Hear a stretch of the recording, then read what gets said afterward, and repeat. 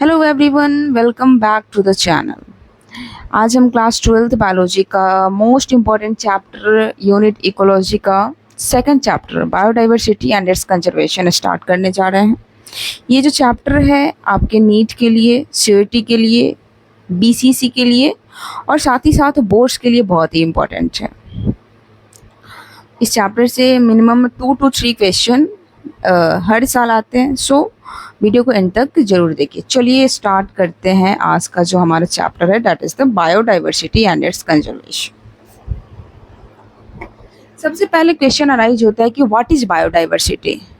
तो biodiversity means the variety of living organism present on the earth. Earth पे जितने भी वैरायटी के लिविंग ऑर्गेनिज्म प्रेजेंट है उनको क्या बोलते हैं? Biodiversity. Bio means life, diversity means विभिन्नता।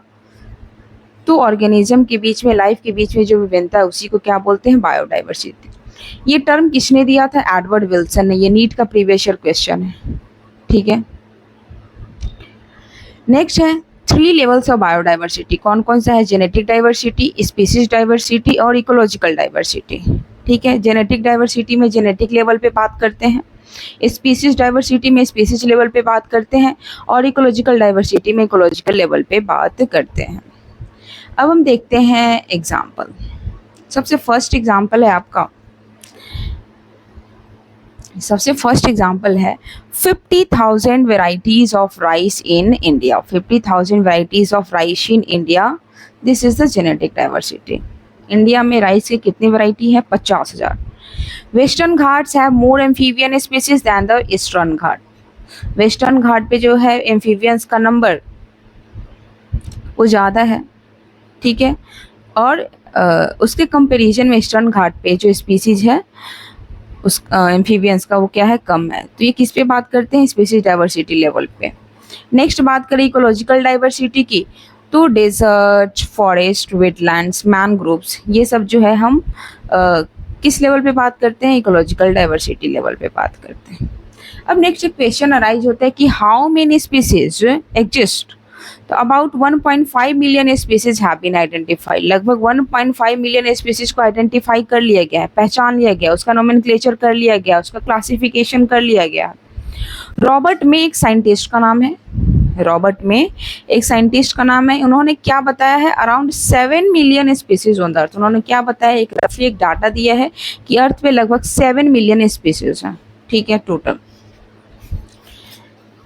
नेक्स्ट है पैटर्न ऑफ बायोडाइवर्सिटी। क्या है आपका? Pattern of biodiversity. तो चलिए इसको देखते हैं कि पैटर्न ऑफ बायोडाइवर्सिटी क्या है। सबसे फर्स्ट है latitudinal gradient. Species diversity decreases from equator towards pole, ठीक है।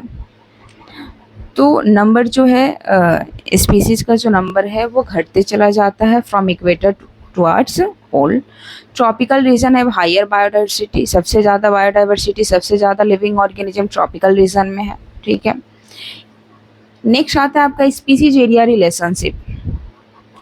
एरिया ज़्यादा होगा तो स्पीसीज ज़्यादा होगा। इक्वेशन क्या है? S equal to C A to the power Z, where C is the constant, S is the species distance, A is the area and Z is the regression coefficient, ठीक है।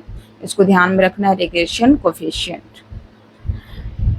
कुछ NEET के लिए important point, अगर Z का value, regression coefficient का value 0.1 to 0.2 है for small areas, Z का वैल्यू 0.6 to 1.2 है फॉर लार्ज कॉन्टिनेंट्स। इंपॉर्टेंस क्या है बायोडाइवर्सिटी का? तो सबसे पहला नैरो यूटिलिटेरियन वैल्यूज, या food, fuel, fire, medicine, this all are present. Next है ब्रॉडली यूटिलिटेरियन वैल्यू में ऑक्सीजन का प्रोडक्शन, पोलिनेशन में self pollination, cross pollination, autogamy, geitonogamy, xenogamy, ये सब चीज़ देखते हैं। नेक्स्ट क्लाइमेटिक रेगुलेशन के बारे में बात करते हैं। अब बात करें इथिकल वैल्यू की, तो every species has a right to live. हर एक स्पीसीज के पास वो राइट है कि वो जिंदा रह सकता है। नेक्स्ट है लॉस ऑफ बायोडाइवर्सिटी। क्या है? Loss of biodiversity. एक ट्रिक याद रखिए, HOAC, where H is the habitat loss and fragmentation, O is the over exploitation, A is the alien species invasion and C is the co-extension। Example की बात करें तो alien species में आपका आ जाएगा नाइल पर्च, अफ्रीकन कैटफिश। को extinction की बात करें तो loss of host species lead to the loss of dependent species, मतलब अगर होस्ट स्पीसीज गायब हो गया तो उस पर जो डिपेंडेंट है होस्ट पे स्पीसीज वो भी क्या हो जाएंगे, विलुप्त हो जाएंगे, गायब हो जाएंगे। Why should we conserve biodiversity, क्यों हमें बायोडाइवर्सिटी को बचाना चाहिए? इकोलॉजिकल स्टेबिलिटी के लिए, इकोनॉमिक बेनिफिट के लिए, एथिकल रिस्पॉन्सिबिलिटी के लिए, फ्यूचर जनरेशन के लिए। नेक्स्ट हम बात करते हैं बायोडाइवर्सिटी हॉटस्पॉट की। तो हॉटस्पॉट का मतलब क्या होता है? Region with high endemic species and high threat level. बात करें ग्लोबली तो there are total 34 biodiversity hotspots globally. Total कितने हैं biodiversity hotspot? 34 at global level.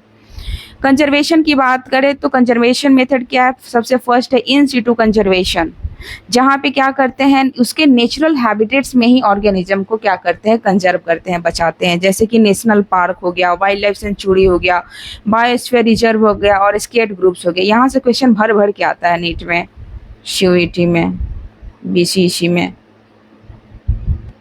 ठीक है, एग्जाम्पल याद रखना है।